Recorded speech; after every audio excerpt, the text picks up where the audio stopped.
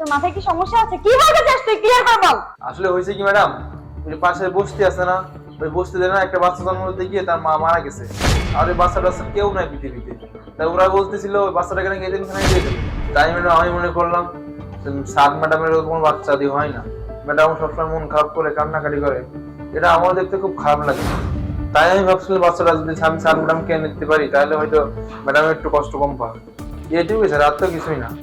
তা নয় শুধু শুধু আপনার আমার কথা না শুনে আপনারা আমাকে মারলেন, ধরলেন, বাড়ি থেকে বের করে দিতে চাইছেন।